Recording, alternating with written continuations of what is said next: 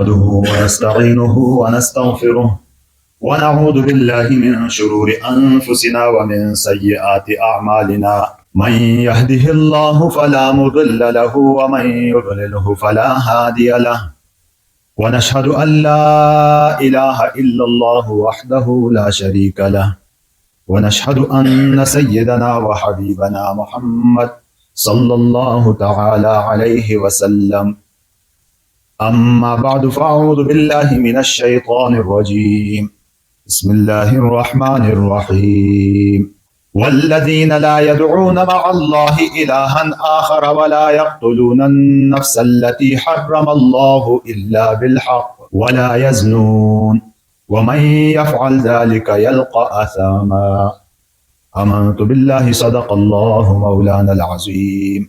میرے محترم بھائی بزرگوں اور دوستو، عباد الرحمن اللہ کے نیک بندے، ان کی صفات کیا ہوتی ہیں، قرآن پاک کی ان آیات میں ان کا تذکرہ ہے، اس پر بات چل رہی ہے پچھلے کئی جمعوں سے۔ اس آیت میں جو آج تلاوت کی، اس میں ان کے منفی یا عدمی پہلوؤں پر بات ہے کہ یہ چیزیں ان میں نہیں ہوتی۔ سب سے پہلی چیز کیا ہے؟ لا يدعون مع اللہ الہا آخر، یہ اللہ کے سوا کسی اور کو عبادت کے لیے نہیں پکارتے، حاجات اور ضروریات کے لیے اللہ کے سوا کسی کو نہیں پکارتے۔ دوسری، ولا يقتلون النفس التي حرم اللہ الا بالحق، یہ قتل ناحق نہیں کرتے۔ اور تیسری چیز، ولا یزنون، یہ زنا نہیں کرتے۔ پچھلی دو پر تو پچھلے جمعوں میں بات ہوئی، اور اب ولا یزنون، یہ لوگ زنا نہیں کرتے۔ یہ تینوں چیزیں عرب میں اسلام سے پہلے عام تھی، یعنی ان کو عیب نہیں سمجھا جاتا تھا۔ یہ لوگ اللہ کو بھی مانتے تو اس طرح مانتے تھے کہ اس کے ساتھ بتوں کو شریک کرتے اپنے حاجات کے لیے۔ قتل ان کے ہاں کوئی بڑا جرم نہیں تھا، بہادری سمجھا جاتا تھا بلا وجہ کسی کو قتل کرنا۔ اور اسی طرح کا رویہ ان لوگوں کے ہاں زنا کے متعلق بھی تھا کہ زنا کے بارے میں ان کے ہاں کوئی عیب کی چیز نہیں تھی، بلکہ بعض ان کے حالات میں یہ بھی آتا ہے کہ یہ لوگ شادی کر کے، جو علاقے کے چودھری قسم کے لوگ ہوا کرتے تھے، سردار، ان کے ہاں اگر ان کی بیوی چلی جاتی تو اس کو فخر محسوس کرتے تھے اس پر، بلکہ اللہ معاف فرمائے ان کے ہاں اگر بچہ اس سردار کی سے ان کے ہاں بچہ اگر ہو جاتا تو وہ بھی فخر کرتے تھے۔ اس چیز کو وہ عیب نہیں سمجھتے تھے۔ بیوی ہوتی اپنی، اور ان کی دوستیاں کہیں اور ہوتی تھی۔ تو یہ حالات ان لوگوں کے تھے۔ اور آج کے حالات اگر ہم دیکھیں تو کفر جو اسلام سے باغی ہیں ان کے ہاں آج بھی یہی ہے کہ وہاں بوائے فرینڈ اور گرل فرینڈ، یہ تصور ان کے ہاں ہے، جبکہ اسلام میں تو اس کی کوئی گنجائش نہیں۔ یہ بھی میں عرض کر دوں کہ آج کل جو بچوں کے ہاتھ میں موبائل دیا جاتا ہے، وہاں ٹک ٹاک یا کارٹون وغیرہ دیکھتے ہیں تو اس میں ان الفاظ سے وہ روشناس ہوتے ہیں، ان الفاظ سے ان کو آگاہ کیا جاتا ہے کہ گرل فرینڈ بھی کوئی چیز ہوتی ہے اور بوائے فرینڈ بھی کوئی چیز ہے۔ یہ بچہ ذہنی طور پر بالکل خالی ذہن ہے، ان کا خالی صفحہ ہے۔ ان چیزوں کی وجہ سے یہ تصور ان کے دماغوں میں ڈالا جاتا ہے، اس لیے اس پر بہت کنٹرول کرنا چاہیے۔ بچے کے سامنے جب اس قسم کی کہانی اور اس قسم کی بات آ جائے، جہاں گرل فرینڈ جس کو ہم آشنائی، اگر اس قسم کی بات آ جائے تو یہ تصور اس کے ذہن میں بیٹھے گا۔ بچی ہے، اس کے ذہن میں یہ تصور بیٹھے گا، اور اگلی نسل پھر اس کو ناجائز اور حرام نہیں سمجھے گی، پھر وہ اس کو عام معاشرے کی ایک حقیقت اور ایک چیز سمجھے گی۔ پھر اس گناہ میں ماں باپ کا ہاتھ ہوگا، یہ مرے ہوئے ہوں گے ان کا ہاتھ ہوگا، کیونکہ ان کی تربیت کی وجہ سے ایسا ہوا۔ تو ان کے ہاں یہ کوئی بڑی عیب کی چیز نہیں ہوا کرتی تھی، اس لیے زنا کا وہاں برائی، زنا کے برے ہونے کا کوئی تصور ان کے ہاں نہیں تھا۔ حالانکہ زنا ایک ایسا قبیح فعل ہے، ایسا برا فعل ہے کہ اس سے انسان فرد بھی تباہ ہو جاتا ہے، اس کا گھرانہ بھی تباہ ہو جاتا ہے، اس کی نسل بھی برباد ہو جاتی ہے، اور پورا معاشرہ بگڑ جاتا ہے اس سے۔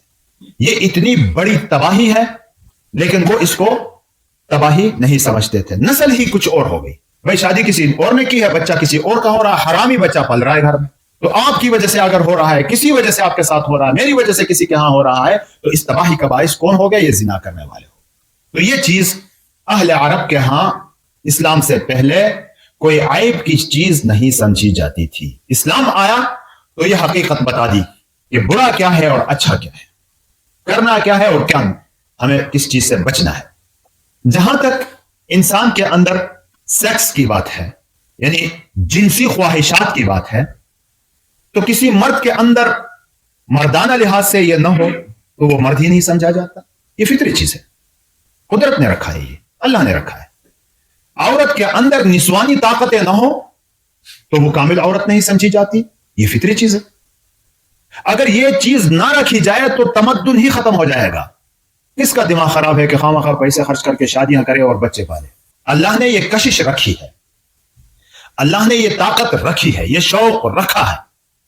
یہ انسان کے اندر ایسی ہی ضروری چیز ہے جیسے کہ بھوک پیاس ہے، ایسی ہی فطری چیزیں ہیں یہ. اب اس فطری چیز کا استعمال کیسے ہو؟ تو عموماً اس کے 3 طریقے ہیں. عام طور پر 3 طریقے ممکن ہے کہ انسان کے اندر مردانگی ہے، عورت کی خواہش ہے، عورت کے اندر نسوانیت ہے، مرد کی خواہش ہے. یہ ہر ایک میں ہے، یہ ہر ایک کے اندر ہے. تو اب اس کا طریقہ کار کیا ہے، اس کے ساتھ ہمارا ہونا کیا چاہیے، کس طرح ہم کریں اس کو؟ تو عام طور پر اس میں 3 قسم کی سوچیں پائی جاتی ہیں. ایک وہ سوچ جو جوگیوں کا ہے، رہبانیت والوں کا ہے، کہ وہ کہتے ہیں کہ اس کو دباؤ، اس کو ختم کرو، اس کو ختم کرو، دباؤ اس کو، یہ بری چیز ہے. یہ انسانیت کے خلاف بھی بات ہے، اسلام کے خلاف بھی بات. اور ایسی سوچ رکھنے والے جوگی ہوتے ہیں، کچھ رہبانیت پسند قسم کے لوگ ہوتے ہیں، وہ کہتے تو ہیں لیکن اس پر عمل نہیں کر سکتے، کیونکہ فطری چیز ہے. جیسے بھوک لگتی ہے، انسان کو پیاس لگتی ہے، ایک فطرت ہے. اسی طرح کی سیکسی خواہشات ہے، طاقت ہے، قوت ہے، اللہ نے رکھی ہے یہ چیزیں. یہ سوچ تو انسانیت کے بھی خلاف ہے کہ اس کو دباؤ اور ختم کرو، اور اسلام کے بھی خلاف ہے. قرآن نے کیا کہا ہے؟ زُيِّنَ لِلنَّاسِ حُبُّ الشَّهَوَاتِ مِنَ النِّسَاءِ. اللہ نے مرغوب چیزوں کی طرف، خصوصاً عورتوں کی طرف جو رغبت ہوتی ہے، اس کو پسندیدہ محبوب بنایا ہے. یہ اللہ نے رکھی ہے یہ ساری چیزیں. تو یہ رہبانیت اور ہندوازم میں اس قسم کے کچھ تصورات پائے جاتے ہیں، یہ تو غیر اسلامی اور غیر انسانی ہے. اب رہی بات دوسری، یا تو اس کو پورا کرنے کے لیے حلال راستہ ہے یا حرام راستہ ہے. یہ 2 راستے ہیں. اس کو مینیج کرنا ہے، ڈسپلن میں لانا ہے، اس کو ختم کرنے کی کوئی گنجائش نہیں ہے. یا اس کے لیے حرام راستہ اختیار کیا جاتا ہے یا حلال راستہ اختیار کیا جاتا ہے. یہی 2 چیزیں ہیں. حرام راستہ ہو تو اس کو اللہ رب العزت فرماتا ہے کہ یہ حرام ہے، اور اللہ کے یہ نیک بندے لا یزنون، یہ زنا نہیں کرتے. حرام راستہ اختیار کیا جائے تو کیا، کون سا راستہ کہلاتا ہے؟ یہ زنا کا راستہ ہے. تو اللہ کے یہ نیک بندے زنا نہیں کرتے. اور اس زنا کے بارے میں صرف اتنا ہی نہیں کہ یہ زنا نہیں کرتے، دوسری آیات میں کیا فرمایا؟ وَلَا تَقْرَبُوا الزِّنَا إِنَّهُ فَاحِشَةٌ وَسَاءَتْ سَبِيلًا، کہ زنا کے قریب بھی مت پھٹکو. ایک تو زنا کرنا ہے، ایک زنا کے قریب جانا ہے، کیونکہ یہ فحش کام ہے اور بہت برا راستہ ہے. اللہ رب العزت فرماتے ہیں. اب زنا کے قریب جانے کا کیا مطلب ہے؟ زنا کے قریب جانے کا مطلب یہ ہے کہ دواعی زنا، وہ ساری چیزیں جو زنا کی طرف دعوت دیتی ہیں، ان کے قریب بھی مت جاؤ. آج کے دور میں یہ گندی ریڈیوز ہیں، ایسی محفلیں ہیں کہ جہاں اس قسم کی باتیں ہوں، ایسا اختلاط کہ جہاں مرد عورت کا پتہ نہ چلے. تو یہ کیا ہے؟ یہ زنا کے دواعی ہیں، اور اس سے بھی اللہ نے منع فرمایا ہے کہ وَلَا تَقْرَبُوا الزِّنَا، زنا کے قریب بھی مت جاؤ. حضور نبی اکرم صلی اللہ علیہ وسلم نے فرمایا العینان تزنیان والاذنان تزنیان، آنکھیں بھی زنا کرتی ہیں، کان بھی زنا کرتے ہیں. گویا کہ انسان کے بدن کے سارے اعضاء زنا میں مبتلا ہوتے ہیں. آنکھوں کا زنا کیا ہے کہ آنکھیں غلط استعمال ہو، کانوں کا زنا کیا ہے کہ کان غلط استعمال ہو، اس قسم کی فحش چیزوں کے لیے استعمال ہو جو زنا کی طرف انسان کو راغب کرتی ہیں. اور یہ زنا ایک ایسی بری چیز ہے، اتنی گندی چیز ہے کہ یہ ایک قسم کا قرض ہے. یہ ایک قسم کا قرض ہے کہ جو دوسروں کی ماں بہنوں کے ساتھ تم کرو گے، تمہارے ماں بہن کے ساتھ بھی وہی ہوگا. یہ حضور نبی اکرم صلی اللہ علیہ وسلم کے پاس ایک شخص آیا اور اس نے کچھ اس انداز سے بات کی کہ گویا کہ وہ زنا کی اجازت چاہتا ہو. حضور صلی اللہ علیہ وسلم نے فرمایا کہ کیا تم پسند کرو گے کہ تمہاری ماں کے ساتھ ایسا ہو؟ کیا تم پسند کرو گے کہ تمہاری بہن کے ساتھ اس طرح کی حرکت ہو؟ جب نہیں پسند کرتے ہو تو تم دوسروں کے لیے کیسے پسند کرتے ہو؟ کہ دوسرے کی ماں بہن کے عزت و آبرو. ایک شخص آیا حضور صلی اللہ علیہ وسلم کی خدمت میں اور کہنے لگا، اپنی بیوی کی شکایت کرنے لگا، اپنی بیوی کے بارے میں شکوک اور شبہات کا اظہار اس نے کیا. حضور صلی اللہ علیہ وسلم نے فرمایا کہ دوسروں کی عورتوں کو پاک دامن رکھو، تمہاری وجہ سے وہ پاک دامن رہیں گی، تمہارے گھر کی عورتیں پاک دامن. جو یہ کہتا ہوں کہ دوسرے کی بہن، ماں، خالہ، پھوپھی میری نظروں سے نہ بچے، میری گندگیوں سے نہ بچے، وہ یہ سوچتا ہے کہ میری ماں، بہن، بیٹیاں دوسروں کی گندگیوں سے محفوظ رہے، تو یہ خیال ہے، اس کا یہ قرض ہے. یہ آئے گا، دوسروں کی بہن کو پاک دامن نہیں رکھا تو تمہاری بہن بھی پاک دامن نہیں رہے گی. یہ قرض ہے. روح المعانی ایک تفسیر ہے، اس میں ایک واقعہ لکھا ہے. یہ واقعات جو اس طرح کے آتے ہیں اولیاء بزرگوں کے اور پرانے، یہ ہمارے لیے حجت اور دلیل نہیں ہوتے، لیکن سبق آموز ہوتے ہیں، ان سے سبق ہمیں ملتا ہے. وہاں ایک واقعہ لکھا ہے بخارا کے ایک سنار کا، سونے کا کام کر سنار. اس کا واقعہ اس نے لکھا ہے کہ ایک دفعہ اس زمانے میں کوئی آدمی آتا تھا، اس کے گھر پانی اور دودھ وغیرہ دے کے چلا جاتا تھا. کہتے ایک دفعہ گھر آیا تو بیوی ان کی رو رہی ہے. وہ نیک آدمی تھے، یہ سنار خود بھی نیک تھا، ان کی بیوی بھی نیک عورت تھی، پاک دامن عورت تھی. کہتے وہ رو رہی ہے. بھائی پوچھا مسئلہ کیا ہے، کیوں پریشان ہے؟ تو اس نے کہا کہ آج وہ دودھ دینے والا یا پانی دینے والا آدمی تھا، وہ آیا اور جب میں نے پیسے دیے اس کو ہاتھ آگے بڑھایا تو اس نے میرا ہاتھ پکڑا اور گندی نیت سے پکڑا ہاتھ.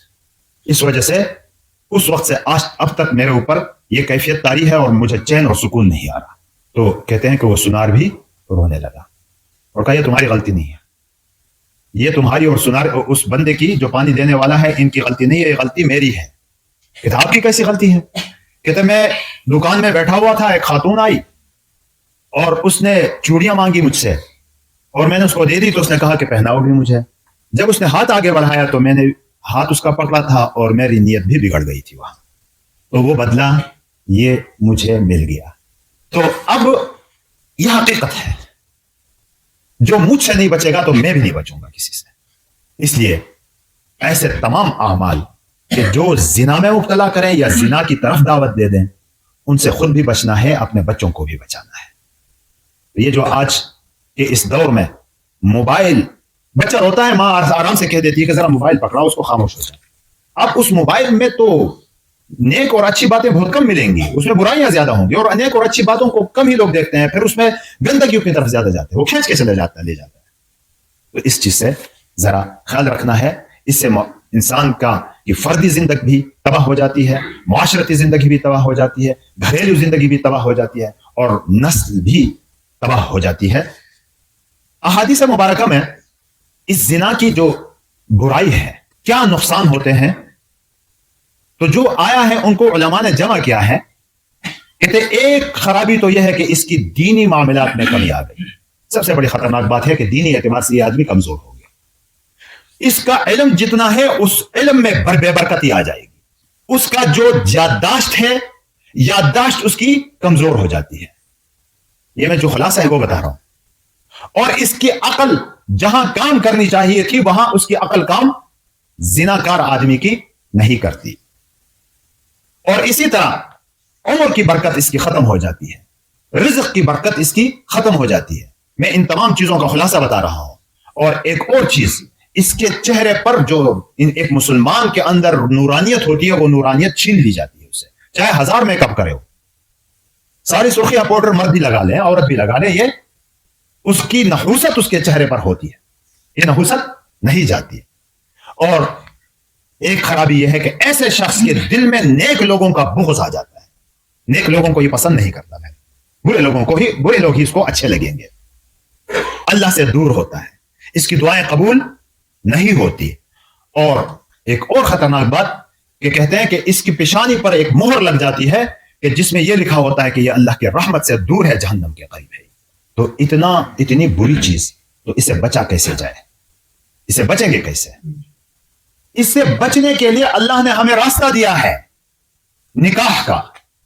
حضور نبی اکرم صلی اللہ علیہ وسلم نے فرمایا یا معشر الشباب، اے نوجوانوں، من یستطع، جس کی استطاعت ہو، طاقت ہو کہ وہ شادی کر سکتا ہے تو وہ شادی کر لے، کیونکہ یہ اس کے نگاہوں کی بھی حفاظت ہے اور اس کی شرمگاہ کی بھی حفاظت ہے.